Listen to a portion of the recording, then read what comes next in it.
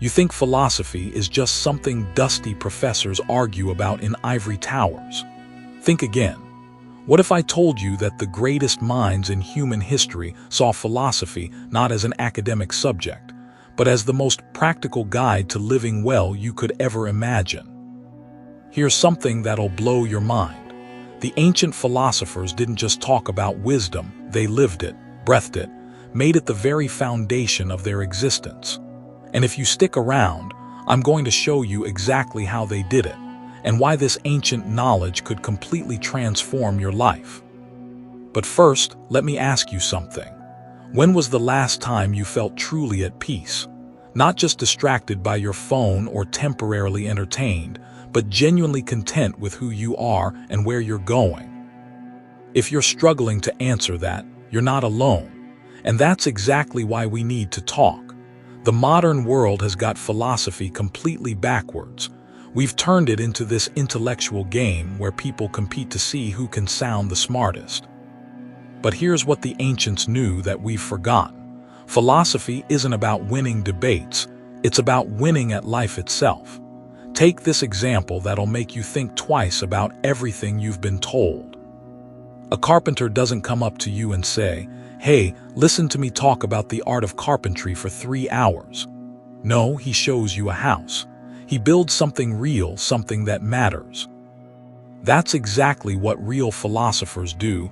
They don't just speak wisdom, they become wisdom. And if you're finding this perspective refreshing, go ahead and hit that like button, because we're just getting started on this journey together. French philosopher Pierre Hadot spent his life uncovering something revolutionary.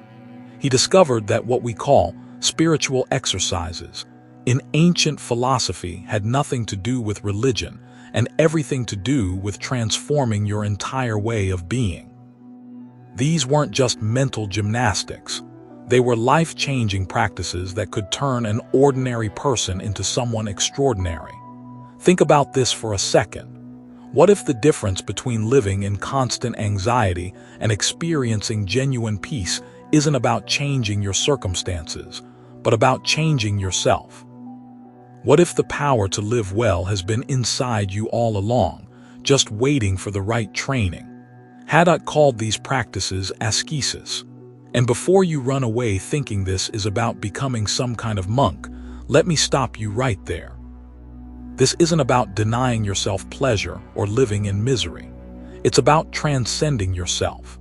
It's about becoming so in tune with reality that you stop being a slave to every random emotion that hits you. Here's where it gets really interesting. These exercises create what scientists today call flow states. Those moments when you're so completely absorbed in what you're doing that you forget yourself entirely. The ancients figured this out thousands of years ago, and they made it the cornerstone of the good life. Now, let me introduce you to someone who changed everything. His name was Socrates, and he was arguably the most dangerous man who ever lived.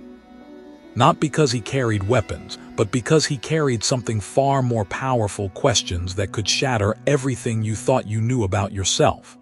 Picture this. You're walking through ancient Athens, confident in your knowledge, sure of your beliefs. Then this weird-looking guy approaches you and starts asking simple questions. What is justice? What is courage? What makes a life worth living? Simple questions, right? Wrong. These questions were philosophical dynamite. Here's what made Socrates so revolutionary. While everyone else was pretending to know things they didn't, Socrates had the courage to admit his ignorance. The Oracle of Delphi called him the wisest man in Athens, but Socrates knew better. He was wise precisely because he knew what he didn't know. And this is where it gets personal for you and me. How many times do you catch yourself talking confidently about things you've never really examined? How often do you go through life on autopilot, never questioning whether the path you're on is actually leading somewhere you want to go? Socrates never wrote a single book, never founded a university, never built an empire. But he did something more powerful. He showed people how to think. He proved that an unexamined life isn't worth living, and that real wisdom begins with honest self-reflection. When they tried to silence him with death, Socrates chose to drink the poison rather than compromise his principles. He showed the world that some things are more valuable than life itself, namely, the integrity to live according to your deepest convictions. If you're starting to see why this matters for your own life, drop a comment below and let me know what questions you think you need to start asking yourself. Now, let's talk about someone who took Socrates' insights and built an entire system around them. Plato didn't just admire his teacher. He created something that would influence human thought for the next 2,500 years.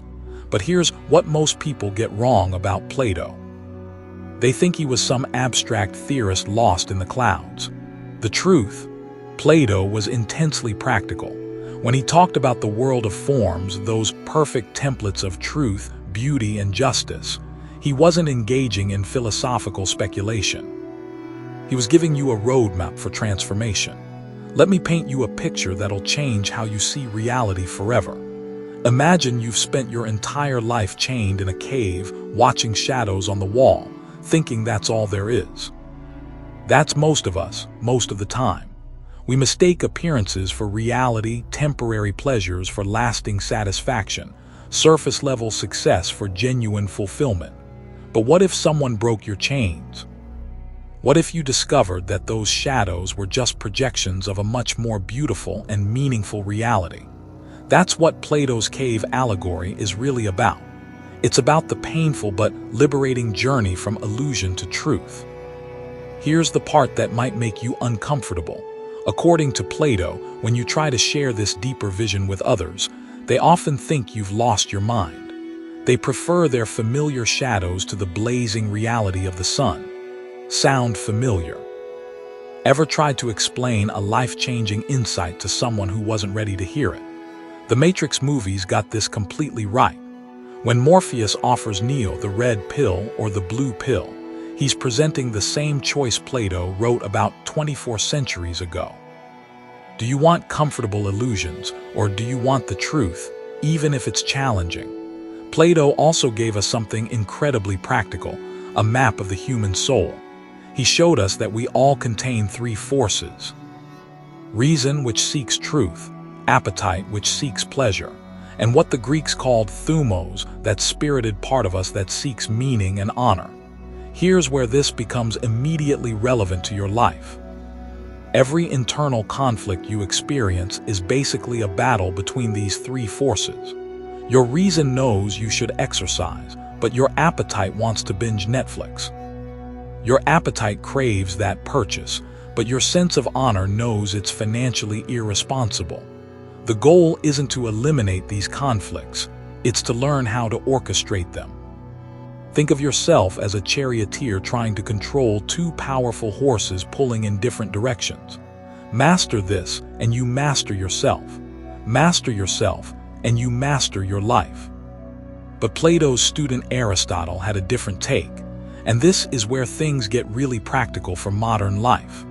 While Plato pointed toward eternal truths, Aristotle focused on something equally important: character development and human flourishing in the real world. Aristotle gave us the concept that everything we think we know about personal development is built on the idea of actualizing your potential. When we talk about living up to your potential or becoming your best self, we're speaking Aristotelian language. Here's his revolutionary insight. Virtue isn't about following rigid rules. It's about finding the sweet spot between extremes. Courage isn't the absence of fear. It's the perfect balance between cowardice and recklessness. Confidence isn't arrogance or self-deprecation.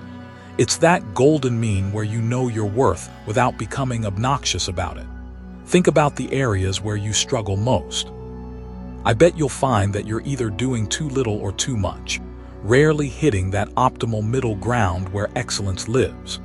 Aristotle's genius was showing us that wisdom is essentially the art of calibration, knowing exactly how much of what quality to express in any given situation. But here's where he differed from just giving advice. Aristotle understood that knowing what to do isn't enough. The gap between knowing and doing, that's where most of us fail. He called this akrasia, the lack of self-command. You know you should eat better, exercise more, spend less time on social media, call your parents more often. Knowledge isn't your problem. Execution is. This is why character development became Aristotle's obsession. He realized that becoming the kind of person who naturally makes good choices is more important than just memorizing what the good choices are. Now, if you're wondering how this ancient wisdom applies to your actual daily life, make sure you're subscribed because we're about to dive into the philosophical schools that developed the most practical life strategies ever conceived. The Hellenistic philosophers took everything Socrates, Plato, and Aristotle had discovered and asked a simple question: how do we actually live well in a chaotic, unpredictable world? Their answers will shock you with their relevance to modern stress, anxiety, and the general feeling that life is overwhelming. Let's start with the cynics, because they'll challenge everything you think you need to be happy. Diogenes, their most famous practitioner, was essentially the ultimate minimalist, 2,000 years before minimalism was cool. Picture this scene. Alexander the Great, conqueror of the known world, approaches Diogenes, who's sunbathing. Alexander says, "I'm the most powerful man alive. Ask me for anything." Diogenes looks at him and says, "Yeah, could you move? You're blocking my sunlight." Alexander was so impressed he declared, "If I weren't Alexander, I'd want to be Diogenes." To which Diogenes replied, "If I weren't Diogenes, I'd still want to be Diogenes." That's the kind of inner freedom the cynics cultivated. They realized that most of what we chase, status, possessions, approval, actually makes us less happy, not more. They lived with absolute authenticity, saying exactly what they thought and caring nothing for social conventions. Now, I'm not suggesting you start living in a barrel and insulting everyone you meet, but ask yourself this: how much of your stress comes from trying to maintain an image? How much energy do you waste on things that ultimately don't matter? The cynics discovered something profound: the more you need, the less free you are. Then we have the skeptics, who took a completely different approach. Led by philosophers like Pierre, they developed what might be the most radical stress reduction technique ever invented. They stopped judging things as good or bad. Here's their logic, and it's brilliant in its simplicity. Most of your suffering comes not from what happens to you, but from your judgments about what happens to you. You lose your job, that's just an event. Your suffering comes from labeling it as terrible and imagining all the awful things that might follow. The skeptics practice something called epiché, the suspension of judgment. Instead of immediately categorizing experiences as good or bad, they learn to say, "This happened. That's interesting. Let me see what comes next." This isn't about becoming emotionally numb. It's about freeing yourself from the endless mental commentary that turns every minor setback into a crisis. How different would your life be if you could experience events without immediately spinning elaborate stories about what they mean? But perhaps the most practical and influential school was Stoicism. And if you've been feeling overwhelmed by how little control you have over your life, this is where we need to spend some serious time. The Stoics discovered something that modern psychology is just catching up with. The only thing you truly control is your response to what happens. Everything else, other people's opinions, economic conditions, your health, even your own initial emotional reactions, isn't really up to you. Marcus Aurelius, who was literally the most powerful man in the world as Roman emperor, wrote in his private journal, "Waste no more time arguing what a good man should be. Be one." This from someone who could have had anything he wanted, yet spent his time practicing philosophy. Here's the Stoic practice that could change your life today. Every morning, they would mentally rehearse potential challenges. Not to become pessimistic, but to build resilience. They called this premeditatio malorum, imagining loss. sounds depressing. It's actually liberating. When you mentally rehearse losing your job, ending a relationship, or facing illness, you realize two things. First, you'd survive these challenges, and second, you appreciate what you currently have instead of taking it for granted. The Stoics also practiced something they called prosach, continuous attention to the present moment. Not mindfulness for relaxation, but mindfulness for optimal response. They trained themselves to notice their automatic reactions and choose more skillful responses. Think about your last argument, your last moment of road rage, your last spiral of anxiety. What if you'd had that split second of awareness between stimulus and response? What if you'd been able to pause and think, how do I want to handle this? What would my best self do here? On the opposite end of the spectrum, we have the Epicureans, and they're going to surprise you. Despite what you might think, Epicureanism wasn't about indulgence. It was about intelligent pleasure. Epicurus made a distinction that's incredibly relevant to our consumer culture. He divided desires into three categories: natural and necessary, like food and friendship; natural but not necessary, like luxury foods and casual sex; and completely artificial desires, like fame and immortality. Here's what's brilliant about this framework. Most of our stress comes from chasing things in that third category, artificial desires that can never be permanently satisfied.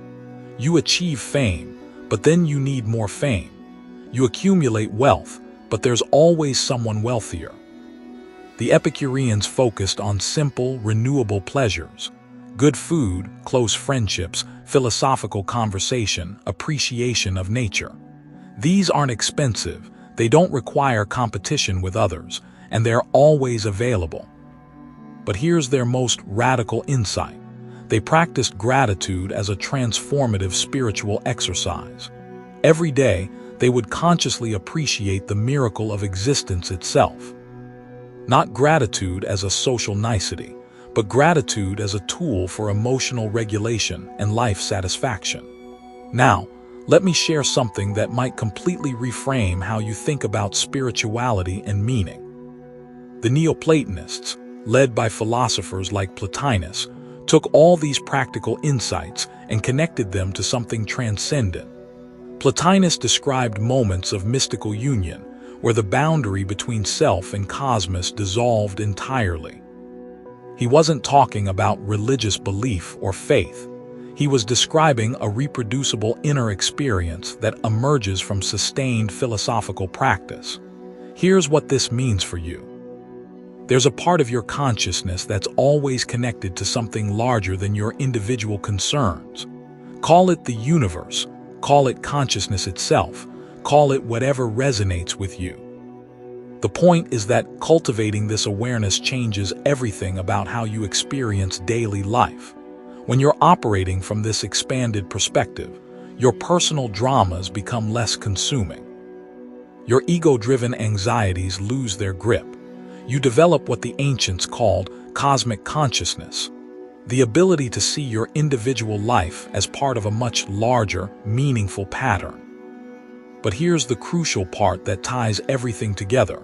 None of this philosophy was supposed to remain theoretical. Every single insight, every concept, every practice was designed to be lived. The view from above, practiced by multiple schools, involves imaginatively stepping outside your personal perspective and seeing your life from a cosmic viewpoint. Not to diminish the importance of your challenges, but to contextualize them within the vastness of space and time. Try this right now. Imagine looking at your current worries from the perspective of your deathbed, or from the viewpoint of someone living 1,000 years in the future, or from the edge of our galaxy. How significant do they seem? What shift in priorities emerges? This isn't escapism, it's calibration. When you regularly practice seeing your life in context, you naturally start focusing on what actually matters and letting go of what doesn't. Here's what the ancients understood that we've forgotten. Philosophy isn't something you think about, it's something you become. Every morning when you wake up, you're choosing what kind of person to be that day. Every interaction is an opportunity to practice wisdom. Every challenge is a chance to apply these principles. The carpenter doesn't just talk about building houses, he builds them. The philosopher doesn't just talk about living well, she lives well. And the difference between someone who studies this material and someone who embodies it is the difference between knowing the map and taking the journey. Your life is happening right now.